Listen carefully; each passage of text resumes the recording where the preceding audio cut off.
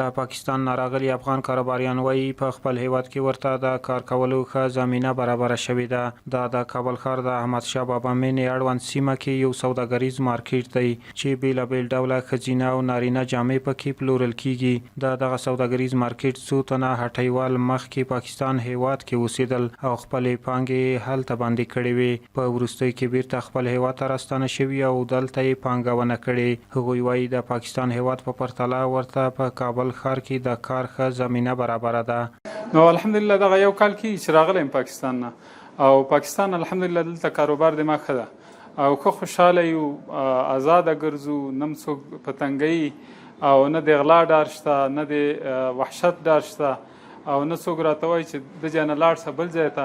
نو الحمدلله ښه خوشحاله یو، ښه کاروبار هم ده او پاکستان نه دلته هم کار ښه ده. په دغه سوداګریز مارکیټ کې بیلابیل ډوله جامې، زیورالات او د سینګار توکي پلورل کیږي چې ډیری کسانو ته پکې د کار زمینه برابره شوې ده. خپل لباس فروشي دکان لرم، دلته موږ سره پنجابي، هندي، پاکستاني جوړې دي او تقریبا د کار مې یو 4 میاشتې کېږي چې شروع کړم. لغمان ټاور تقریبا ډېر زیات سہولتونه لري، د لیفټ سیستم سو، په صفایي سیستم سو، اطفائیه شو او داسې مطلب نور لکه د لیفت سیستم سانده زیاد سهولتونه لري. قبل از دکانهای ما سلطانی بود، فعلا نالجی آمدیم اینجا هم خوب است، مارکت نو است، دیگر قیمت ها خوب است، مناسب است، جنس های خوب است و خیر ببینیم این مدیر صاحب مارکت برای بسیار همکاری ها میکنم برای دکاندارا و خدای رئیس صاحب مارکت.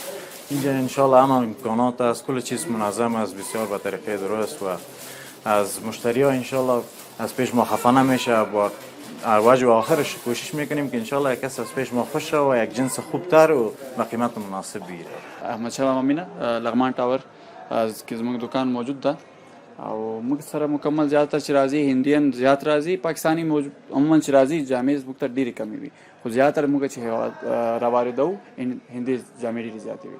یعنی پاکستانی په لحاظ پاکستانی او دغه مقایسه چې هندي جامو ډېر یعنی ډېر کوي دي، نور ټیکه یې ډېر بهترینه ټیکه راځي. بنارس په لحاظ وګورو یا هم داخل استر په لحاظ وګورو یا بیرون چې دوی مکمل کار چې کړی دا ډېر بهترینه ټیکه ورکوي او پاکستانی چې عموما راځي زیاتره د خرابۍ ډېر زیات لري. او رختونه الحمدلله ښه رختونه راوړو، ښه کوالټي راوړو، خراب شی نه راوړو ځکه چې خراب شی بیا موږ مشتری خرابوي.